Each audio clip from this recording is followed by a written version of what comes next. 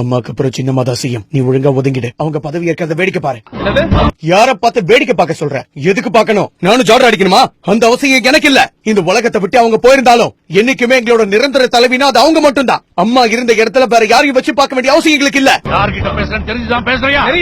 என் தங்க தலைவி இந்த உலகத்தை விட்டு போன அடுத்த 5வது நிமிஷம் கண்டவ கால்ல விழுந்து இன்னும் எழுந்துக்காம இருக்கவங்க தானே நீங்க. அவங்க இடத்துல வேற ஒருத்தர் இருக்கிறத என்னால ஏத்துக்க முடியாது. என்னைக்குமே என்ன பொறுத்த வரைக்கும் நிரந்தர தலைவி அவங்க தான். இன்னைக்கு இவ்வளவு பேசுற நீயும் ஒரு காலத்துல கூனி குறுகி கால்ல விழுந்துதான் பொழப்பு நடத்தணுங்கிறத மறந்துடாத. எங்களுக்கு உனக்கும் பெரிய வித்தியாசம் இல்ல. ஒருத்தங்க மேல பாசம் வச்சு மரியாதைக்காக கால்ல விழுறதுக்கும் பதவிக்கு ஆசைப்பட்டு கண்டவங்க கால நக்கிறதுக்கும் ஏகப்பட்ட வித்தியாசம் இருக்குவே. உங்களை மாதிரி கேவலமான ஜென்மம் நான் கிடையாது. இங்க இருக்கிற பல பேரு அம்மா அம்மா சும்மா வாய் வார்த்தையா சொல்லிருப்பாங்க. ஆனா நான் அப்படி கிடையாது. அவங்க பேரை என் இதயத்துல வச்சிருக்கேன். என்னைக்கும் இது இங்க இருந்து போகாது.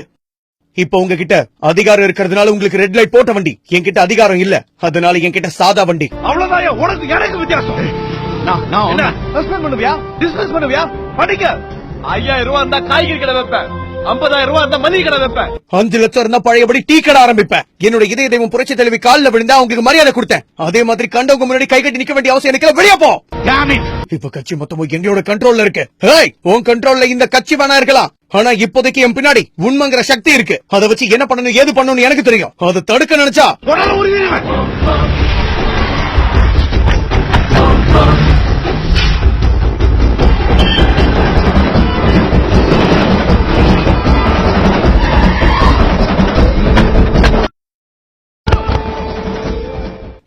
பாக்குற எதிர்பார்க்கல.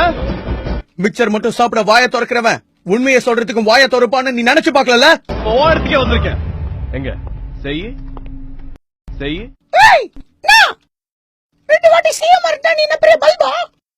எனக்கு இப்ப கட்சியில அதிக செல்வாக்கு இருக்கு. அதை வச்சு இப்பவே நான் சிஎம் ஆற பாக்குறியா? நாங்க நினைக்க மாட்டோமா? இது வரைக்கும் நான் ஆசையே படாம 2 தடவை தானா எனக்கு சிஎம் பதவி கிடைச்சிருக்கு. நான் ஒன்னும் மிரட்டியோ விலை கொடுத்தோ அந்த சிஎம் பதவியை வாங்க நினைக்கல. இப்ப சொல்றேன், ஒத்தை கொத்த மோத எனக்கு தைரியம் இருக்கு. உனக்கு இருக்கா? மோதி பாக்கலாமா? இந்த உலகத்துல பிறக்கிற எல்லாருக்குமே வாழ்க்கையில உண்மையான நட்புங்கிறது இருக்கும். ஆனா அந்த உண்மையான நட்பை, அந்த புனிதமான உறவை யாரும் இப்படி உன்ன மாதிரி கேவலமா பயன்படுத்தி இருக்க மாட்டாங்க. இப்ப நீ கட்சியில சாதாரண ஒரு ஆளு. உன்னால என்ன பண்ண முடியும்? அதே நான் நினைச்சேன்னா 10 நிமிஷத்துல உன்னை பதவியில இருந்து தூக்க முடியும். தூக்கு. அதாவே எனக்கும் வேணும். என்ன பதவியில இருந்து தூக்கிட்டீனா என்ன பார்த்து நீ பயந்துட்டேன்னு அர்த்தம். அப்படி பயந்துட்டேன்னா நான் ஜெயிச்சுட்டேன்னு அர்த்தம். ஓபிஎஸ் இதுக்கு முன்னாடி எதுக்கும் வாய் திறக்காம இருந்து பாத்திருப்ப. கூனி குறுகி நின்னு பாத்திருப்ப. ஏன் டீ கடையில நின்னு டீ ஆத்தி கூட பாத்திருப்ப. கம்பீரமா அம்மா சமாதியில தியானம் பண்ணி பாத்திருக்கியா? உண்மையான கண்ணீரோட வெறித்தனமா பேட்டி கொடுத்து பாத்திருக்கியா? ஒரே பேட்டியை கொடுத்து ஓவர் நைட்ல ட்ரெண்ட் ஆக தெரியும் எனக்கு. சக்கரை பொட்டலத்துல இருந்து டீ ஆத்திர கிளாஸ் வரைக்கும் கையில புடிச்சு வளர்ந்தவன்டா. அவ்வளவு சீக்கிரம் யாருக்கிட்டையும் கை நீட்டி நிக்க மாட்டேன், கை கட்டி நிக்க மாட்டேன்.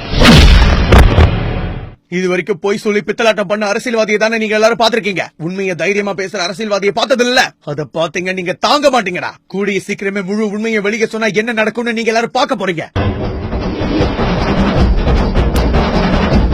இப்ப சசியை சந்திச்சு விசிட்டிங் கார்டு வாங்க வந்திருக்கேன். வணக்கம் ஓபிஎஸ். என்ன மதிக்காம போறான்?